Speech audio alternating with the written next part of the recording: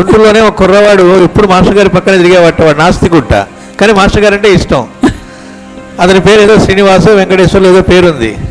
అతన్ని అందరూ ఆట పట్టిస్తుండేవాట, నువ్వు దేవుడి పేరు పెట్టుకున్నావు, నువ్వు నాస్తికుడు అంటావు అనేటప్పటికీ వాడు రిజిస్టర్ ఆఫీస్కి వెళ్ళి ఫామ్ తెచ్చుకొని ఆ ప్రయత్నం మొదలుపెట్టాట, పేరు చేంజ్ కోసం పేరు మొదలుపెట్టాట. అది వాళ్ళ అమ్మా నాన్నకి తెలిసి వాళ్ళు వచ్చి చాటుగా మాస్టర్ గారిని కలిసి, అయ్యా ఆయన మొక్కుకుంటే వీడు పుట్టాడు, ఈ దరిద్రుడేమో ఇప్పుడు నాస్తికుడు తిరుగుతున్నాడు, పేరు మార్చుకుంటే వీడికేమవుతుందని మాకు భయంగా ఉంది, దయచేసి మీరే ఏదన్నా దారి చూపెట్టాలంటే నేను చూసుకుంటాలే అన్నట్టు ఆయన.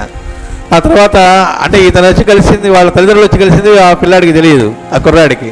తర్వాత ఎప్పుడో వచ్చినప్పుడు, ఏంటో నీకు వెంకటేశ్వరం అంటే భయమా అని అడిగారట.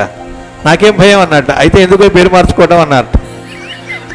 ఇప్పుడు వాడు పేరు మార్చుకున్నాడు అనుకోండి, వెంకటేశ్వరం కూడా ఉన్నాడని ఒప్పుకోవాలి, ఆయన అంటే నాకు భయం అని ఒప్పుకోవాలి. వాడికి పేరు మార్చుకోలేదు ఇంకా. అందుకని మహాత్ముల లాజిక్ను కూడా ఎలా సద్వినియోగపరుస్తారనేది మనకు అర్థమవుతుంది అవి చూస్తే.